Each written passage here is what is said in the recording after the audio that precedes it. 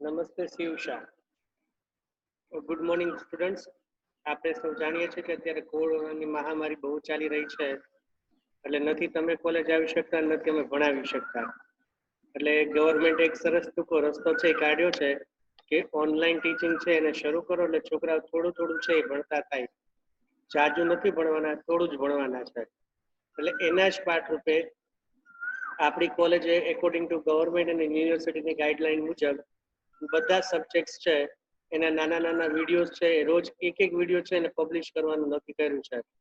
Reason કે એક સાથે જો પછી બધા મૂકીએ તો થોડું કન્ફ્યુઝન થાય, લોકો જોવે એટલે કે તમે બધા છે જોવો ના જોવો એવા ઘણા ઇસ્યુઝ થાય.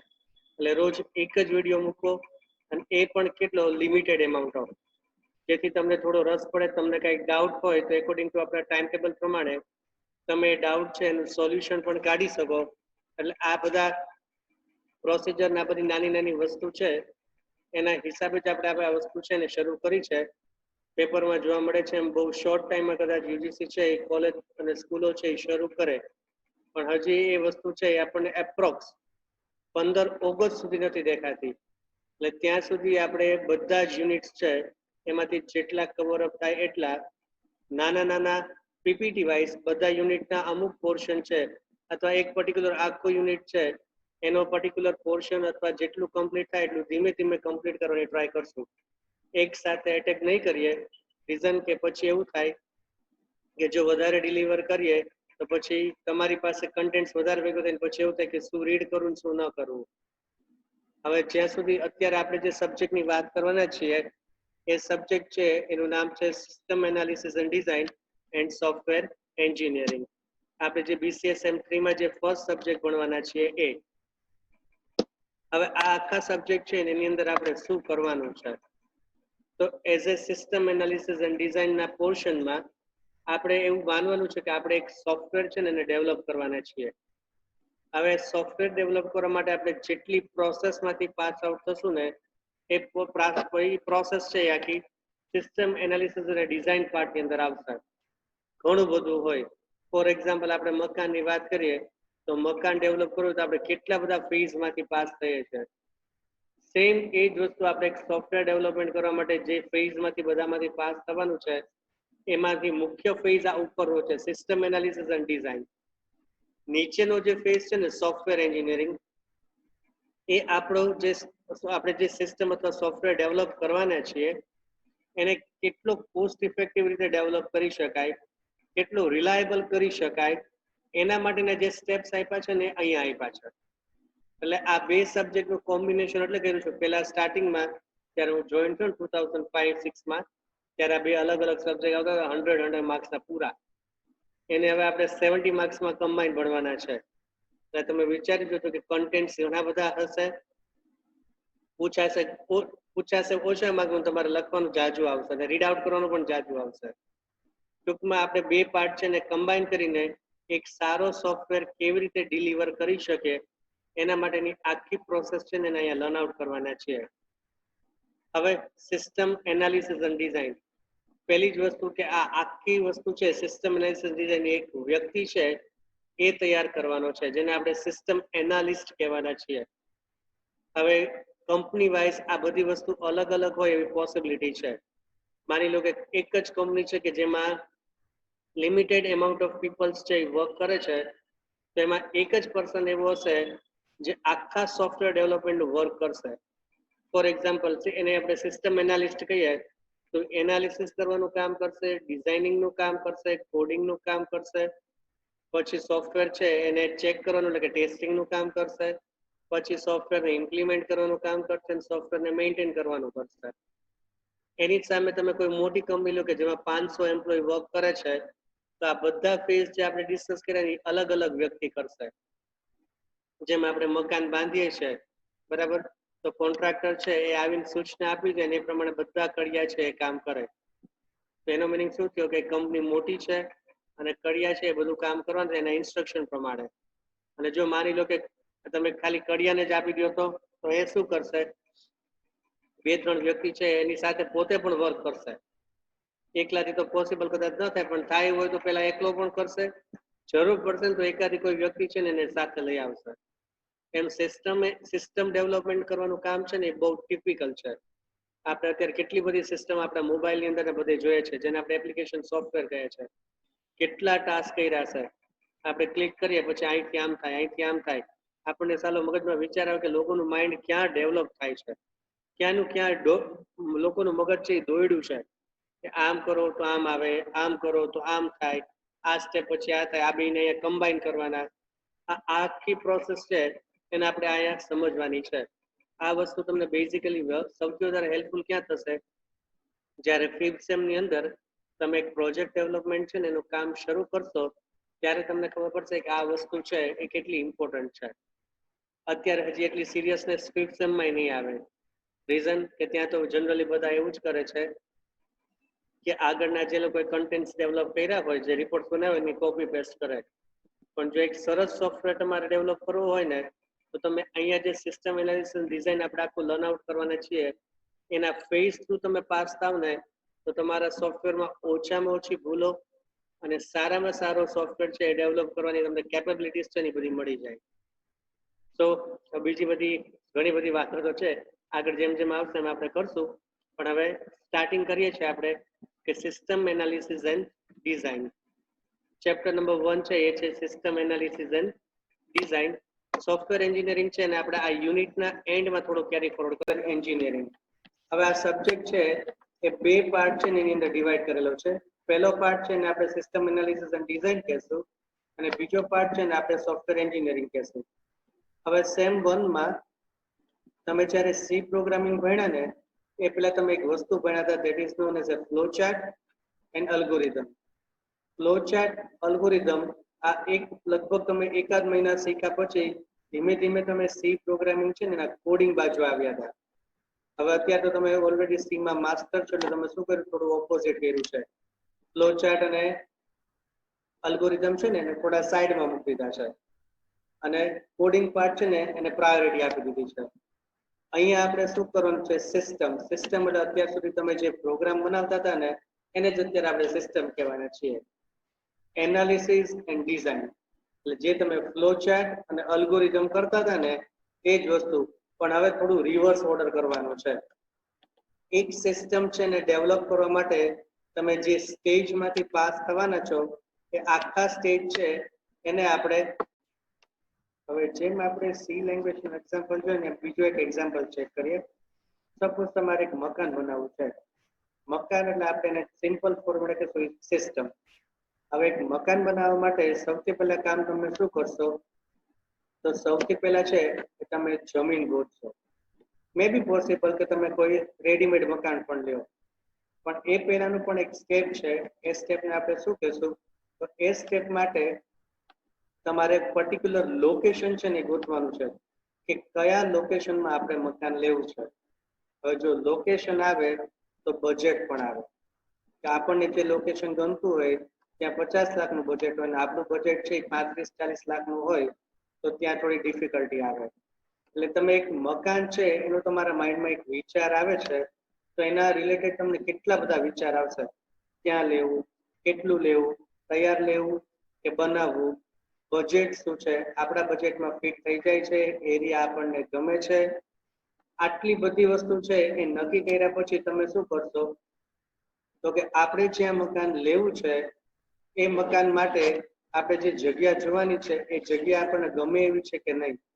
આ બધું જ ડિફાઇન કર્યા પછી આપણે શું કરશું, એના માટે એનાલિસિસ કરશું કે આપણને જે જગ્યા ગમી છે એની આજુબાજુનો વિસ્તાર કેવો છે, આજુબાજુના પાડોશીઓ કેવા છે, નજીક સ્કૂલ છે, હોસ્પિટલ છે, રેલવે સ્ટેશન ને બસ સ્ટેન્ડ કે ટ્રાન્સપોર્ટેશન છે એ કેટલું દૂર પડે છે, કેટલું નજીક પડે છે, તમારી ઓફિસ કે તમારી દુકાન એ નજીક પડશે કે આગે પડશે, આવા જવામાં સરળતા રહેશે કે નહીં રહેશે.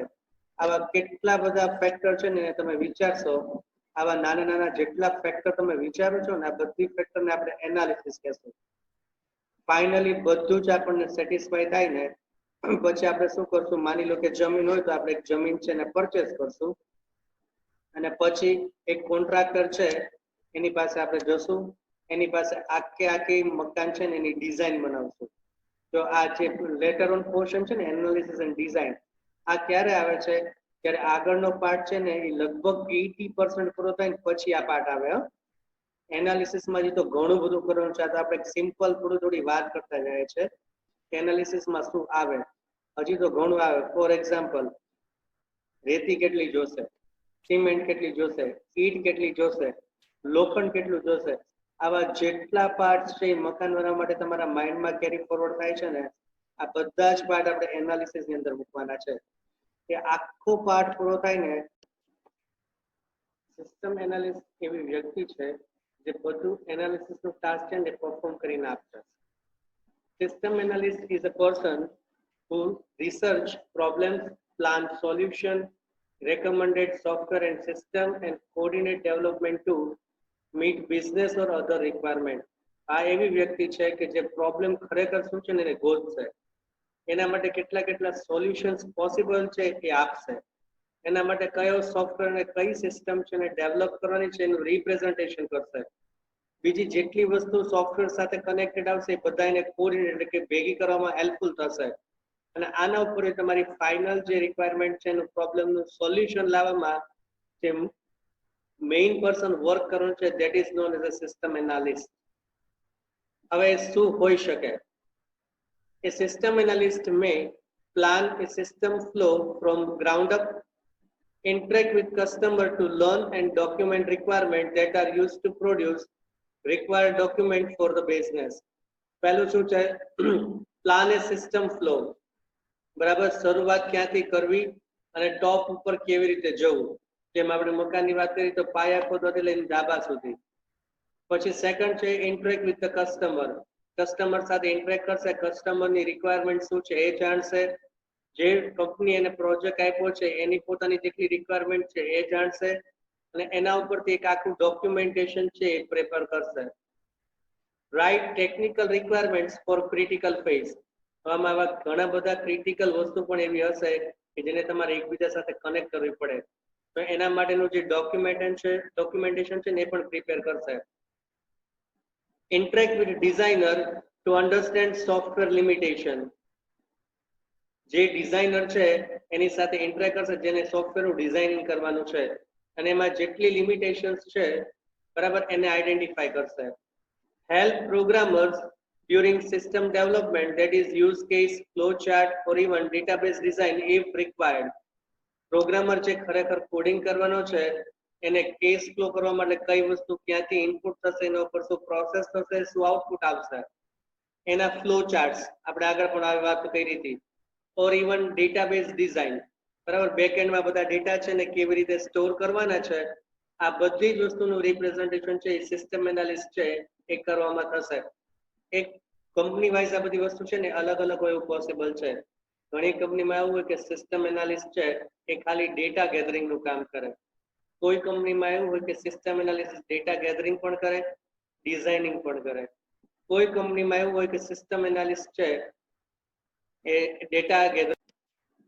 Now let us check a role of system analyst. Following are the roles of system analyst. સૌથી પહેલું છે defining requirements. ખરેખર શું જરૂરિયાત છે. The basic step for any system analyst is to understand the requirement of the user with the help of various fact-finding techniques like interview, observation, questionnaire, etc. Actual system ની requirement શું છે ને પહેલા તમારે આઈડેન્ટિફાઈ કરવી પડે. એના માટે શું કરશે સિસ્ટમ એનાલિસ્ટ? તો કે અલગ અલગ ટાઈપની ટેકનિક છે એનો યુઝ કરશે, જેને ફેક્ટ ફાઇન્ડિંગ ટેકનિક્સ કહેવાય છે, જેમાં ઇન્ટરવ્યુ, ઓબ્ઝર્વેશન, ક્વેશ્ચનરી આવું બધું જ આવે. જનરલી આપણે એને ફીડબેક ફોર્મ ટાઈપ કહીએ છીએ. ક્વેશ્ચનરી એટલે ફીડબેક ફોર્મ ટાઈપ. ઇન્ટરવ્યુ એટલે પર્સનલ એકબીજા સાથે જે તમે કરી શકો, that is known as interview. Observation એટલે જે કંપની એને સોફ્ટવેર રિક્વાયરમેન્ટની ડિફાઇન કરી છે ત્યાં જઈને બેસશે ને બધું ઓબ્ઝર્વ કરશે. પછી નંબર 2 છે પ્રાયોરિટાઇઝિંગ રિક્વાયરમેન્ટ. સૌથી પહેલી પ્રાયોરિટી છે એને કોને આપવી. It is very important to create list of priorities according to the user requirement. Due to certain limitation in computing capacity, it may not be possible to satisfy the reach of all users. સૌથી પહેલા તમારી પાસે 100 priority આપી છે, તેમાંથી important 10 કઈ છે અને તમારે પહેલા ઇમ્પ્લિમેન્ટ કરવાની છે. Even if the computer capacity is good enough, it is necessary to take some task and update the task as per changing requirement. જે સૌથી પહેલી પ્રાયોરિટી હોય ને એને સૌથી પહેલા ડિફાઇન કરીને આપવી પડે. ફોર એક્ઝામ્પલ, આપણે અત્યાર સુધી મકાનની જ વાત કરતા હતા, તો મકાનમાં પહેલી પ્રાયોરિટી શું આવે? તો પહેલી પ્રાયોરિટી આપણે લોખંડ જોઈએ, કારણ કે પાયા છે એ હંમેશા લોખંડથી થાય. એટલે સૌથી પહેલી રિક્વાયરમેન્ટ છે એટલે પ્રાયોરિટી છે એમાં એની આવે. પછી સિમેન્ટ થોડી મોડી આવે તો ચાલે, પણ લોખંડ પહેલા આવી જવું જોઈએ.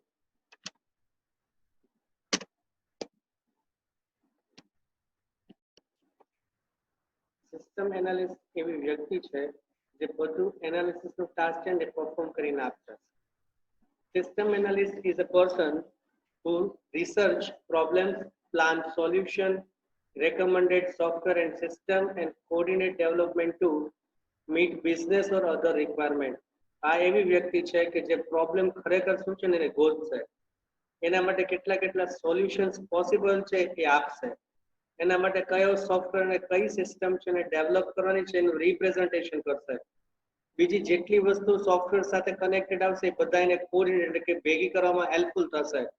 અને આના ઉપર તમારી ફાઇનલ જે રિક્વાયરમેન્ટ છે એનું પ્રોબ્લેમનું સોલ્યુશન લાવવામાં જે મેઇન પર્સન વર્ક કરવાનું છે that is known as a system analyst. હવે શું હોઈ શકે?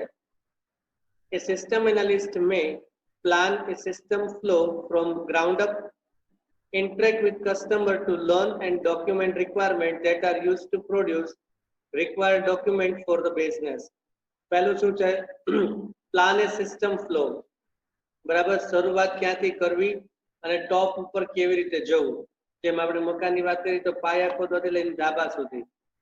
પછી સેકન્ડ છે interact with the customer, customer સાથે ઇન્ટરેક્ટ કરશે, કસ્ટમરની રિક્વાયરમેન્ટ શું છે એ જાણશે, જે કંપની એને પ્રોજેક્ટ આપ્યો છે એની પોતાની જેટલી રિક્વાયરમેન્ટ છે એ જાણશે, અને એના ઉપરથી એક આખું ડોક્યુમેન્ટેશન છે એ પ્રિપેર કરશે. Right technical requirements for critical phase, આમાં આવા ઘણા બધા ક્રિટિકલ વસ્તુ પણ એવી હશે કે જેને તમારે એકબીજા સાથે કનેક્ટ કરવી પડે, તો એના માટેનું જે ડોક્યુમેન્ટેશન છે ને એ પણ પ્રિપેર કરશે.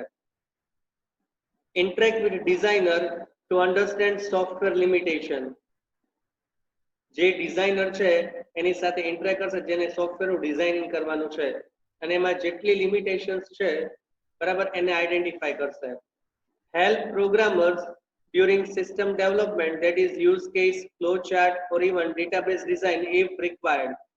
પ્રોગ્રામર જે ખરેખર કોડિંગ કરવાનો છે એને કેસ ફ્લો કરવા માટે કઈ વસ્તુ ક્યાંથી ઇનપુટ થશે, એના ઉપર શું પ્રોસેસ થશે, શું આઉટપુટ આવશે, એના ફ્લો ચાર્ટ્સ આપણે આગળ પણ આવી વાત કરી હતી.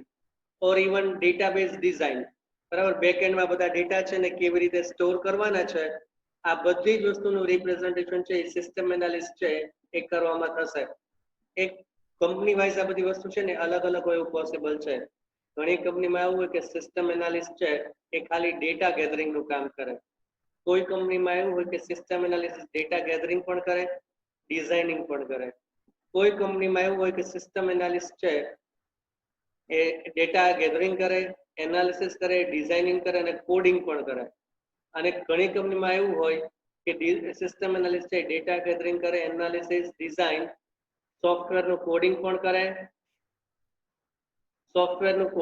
કરે અને સાથે સાથે એનું ઇમ્પ્લિમેન્ટેશન અને મેન્ટેનન્સ પણ કરે.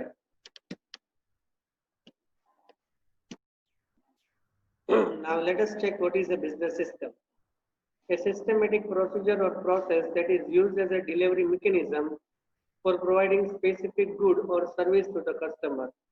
A systematic way, એકદમ સ્ટેપ બાય સ્ટેપ પ્રોસેસ, કોઈ પણ વસ્તુ છે કે તમે કસ્ટમરને પ્રોવાઈડ કરો તો કોઈ પણ સર્વિસ પ્રોવાઈડ કરો સિસ્ટેમેટિક રીતે, that is known as a business system. A business enterprise is a system consisting of various subsystems which operate in a balanced, coordinated and integrated manner to make whole as a business system. For example, આપણે મોલનો example લઈએ તો મોલની અંદર શું થાય તો કે ઘણા બધા પાર્ટ્સ હોય, ચપ્પલના પાર્ટ હોય, કપડાના પાર્ટ હોય, કોસ્મેટિકના પાર્ટ હોય, કરિયાણું હોય, પછી ઇલેક્ટ્રિક્સ આઇટમ હોય. આ બધી અલગ અલગ સિસ્ટમ છે એ એકબીજા સાથે કોઓર્ડિનેટ થઈને ઇન્ટિગ્રેટેડ થઈને એક આખા મોલ છે એની અંદર રિપ્રેઝન્ટ થાય છે. લોકો મોલમાં ખરીદી કરવા માટે શું કામ જાય છે તો કે ઘણી બધી વસ્તુ એમને જે પરચેસ કરવી છે એક જ લોકેશનમાંથી એમને મળી જાય. Following are the example of subsystem of business firm હવે કોઈ પણ બિઝનેસ ફર્મ હોય તેમાં કઈ કઈ વસ્તુ હોઈ શકે જનરલી, જેમ કે ફાઇનાન્સ છે, પ્રોડક્શન છે, માર્કેટિંગ છે અને પર્સનલ સિસ્ટમ છે. On the basis of business system may be presented as follow. હવે એના પણ તમે ચાર પાર્ટ છે પાડી શકો. For example, input consist of human and non-human resource like money, material, equipment and information. હવે ઇનપુટ ની અંદર શું આવશે? હ્યુમન અને નોન હ્યુમન રિસોર્સિસ. હ્યુમનમાં એટલે કેટલા માણસો પાસેથી આપણે કામ લેવાનું છે. નોન હ્યુમન એટલે કેટલી વસ્તુ, જેમ કે મની છે એટલે પૈસા, મટીરિયલ, કઈ કઈ ઇક્વિપમેન્ટ એટલે કયા કયા રિસોર્સિસ છે, અને ઇન્ફોર્મેશન. હવે processing consist of production, finance, personal, marketing and processing of information. એટલે જે વસ્તુ તમારી પાસે છે એના ઉપર તમારે પ્રોસેસ કરવાની છે. નાવ output consist of goods and services, compensation to owners and employees, meeting society's expenditure. And last is feedback. After feedback, if the result is not acceptable, then adjust the resource like better machinery or better management. હવે એક simple business છે, માની લો કે આપણે નાનકડું એક machine છે એને ડેવલપ કરીએ છીએ, તો મશીનમાં હ્યુમન ઇન્ટરેક્શન કેટલું હશે, નોન હ્યુમન ઇન્ટરેક્શન એટલે કે મની કેટલું જોશે, મટીરિયલ કયું કયું જોશે, આ બધી વસ્તુ આપણે ઇનપુટ તરીકે ડિફાઇન કરશું. પછી પ્રોસેસ, એની અંદર કેવો કાચો માલ છે આપણે નાખશું તો આપણને કેવું આઉટપુટ છે એ મળશે. ફાઇનલી આઉટપુટ છે એ આપણે કોઈને આપીએ, સોસાયટીમાં કે કોઈ પણ વ્યક્તિને આપીએ, પછી એનો ફીડબેક લઈએ. એ ફીડબેક ઉપરથી આપણે ડિસાઇડ કરવાનું છે કે અત્યારે જે વસ્તુ આપણે વાપરી છે એ બરાબર છે કે એમાં કઈ સુધારા વધારા કરવાની જરૂર છે. હવે એવી જ રીતે જેમ બિઝનેસ સિસ્ટમ છે એમ ઇન્ફોર્મેશન સિસ્ટમ છે. An information system is any combination of information technology and people's activity that support operation, management and decision making in organization. હવે કોઈ પણ ઇન્ફોર્મેશન સિસ્ટમ છે એ ઘણી બધી વસ્તુ છે ને એનું કોમ્બિનેશન છે. ફોર એક્ઝામ્પલ, લોકો શું કરે છે, એને કોણ કોણ સપોર્ટ કરે છે, એના મેનેજમેન્ટમાં કોણ છે, ડિસિઝન કોણ લે છે, આ બધી જ વસ્તુ છે એક ઇન્ફોર્મેશન સિસ્ટમ છે ને એની અંદર કેરી ફોરવર્ડ થઈ જાય. હવે ઇન્ફોર્મેશન સિસ્ટમ છે ને 3-4 પાર્ટ આવે. For example, information system can be categorise in 5 part. પહેલું છે મેનેજમેન્ટ ઇન્ફોર્મેશન સિસ્ટમ, જેમાં મેનેજમેન્ટને લગતા નિર્ણયો લેવામાં આવે. ડિસિઝન સપોર્ટ સિસ્ટમ, જેમાં ડિસિઝન રિલેટેડ બધા નિયમો છે અથવા બધા ડેટા છે એ કલેક્ટ કરવામાં આવે. એક્ઝિક્યુટિવ ઇન્ફોર્મેશન સિસ્ટમ, MIS કરતા પણ ટોપ. ટ્રાન્ઝેક્શન પ્રોસેસિંગ સિસ્ટમ, કઈ કઈ ટાઈપના આપણે ટ્રાન્ઝેક્શન કરશું એના રિલેટેડ. And negotiation support system, inter communication એકબીજા સાથે કેવી રીતે કરશું. આ ટોટલ 5 ટાઈપની ઇન્ફોર્મેશન સિસ્ટમ છે, એને આપણે લર્ન આઉટ કર્યો છે. પણ મોસ્ટ પ્રોબેબલી આપણા સિલેબસ છે ને એની અંદર 3 જ છે, DIS છે, MIS છે અને જનરલી TPS છે. હવે સિસ્ટમ એનાલિસિસ છે એ શું છે? હવે આગળ આપણે વાત કરી હતી કે આપણે એનાલિસિસ પ્રોસેસ છે ને એ સૌથી પહેલા ડિફાઇન કરવાની છે. હવે એનાલિસિસ પ્રોસેસ કરશે. Now let us check a role of system analyst. Following are the roles of system analyst. સૌથી પહેલું છે defining requirements. ખરેખર શું જરૂરિયાત છે? The basic step for any system analyst is to understand the requirement of the user with the help of various fact-finding techniques like interview, observation, questionnaire, etc. Actual system ની requirement શું છે ને પહેલા તમારે આઈડેન્ટિફાઈ કરવી પડે. એના માટે શું કરશે સિસ્ટમ એનાલિસ્ટ? તો કે અલગ અલગ ટાઈપની ટેકનિક છે એનો યુઝ કરશે, જેને ફેક્ટ ફાઇન્ડિંગ ટેકનિક્સ કહેવાય છે, જેમાં ઇન્ટરવ્યુ, ઓબ્ઝર્વેશન, ક્વેશ્ચનરી આવું બધું જ આવે. જનરલી આપણે એને ફીડબેક ફોર્મ ટાઈપ કહીએ છીએ. ક્વેશ્ચનરી એટલે ફીડબેક ફોર્મ ટાઈપ. ઇન્ટરવ્યુ એટલે પર્સનલ એકબીજા સાથે જે તમે કરી શકો, that is known as interview. Observation એટલે જે કંપની એને સોફ્ટવેર રિક્વાયરમેન્ટની ડિફાઇન કરી છે ત્યાં જઈને બેસશે ને બધું ઓબ્ઝર્વ કરશે. પછી નંબર 2 છે પ્રાયોરિટાઇઝિંગ રિક્વાયરમેન્ટ. સૌથી પહેલી પ્રાયોરિટી છે એને કોને આપવી. It is very important to create list of priorities according to the user requirement. Due to certain limitation in computing capacity, it may not be possible to satisfy the reach of all users. સૌથી પહેલા તમારી પાસે 100 priority આપી છે, તેમાંથી important 10 કઈ છે અને તમારે પહેલા ઇમ્પ્લિમેન્ટ કરવાની છે. Even if the computer capacity is good enough, it is necessary to take some task and update the task as per changing requirement. જે સૌથી પહેલી પ્રાયોરિટી હોય ને સૌથી પહેલા ડિફાઇન કરીને આપવી પડે. ફોર એક્ઝામ્પલ, આપણે અત્યાર સુધી મકાનની જ વાત કરતા હતા, તો મકાનમાં પહેલી પ્રાયોરિટી શું આવે? તો પહેલી પ્રાયોરિટી આપણે લોખંડ જોઈએ, કારણ કે પાયા છે એ હંમેશા લોખંડથી થાય. એટલે સૌથી પહેલી રિક્વાયરમેન્ટ છે એટલે પ્રાયોરિટી છે એમાં એની આવે. પછી સિમેન્ટ થોડી મોડી આવે તો ચાલે, પણ લોખંડ પહેલા આવી જવું જોઈએ.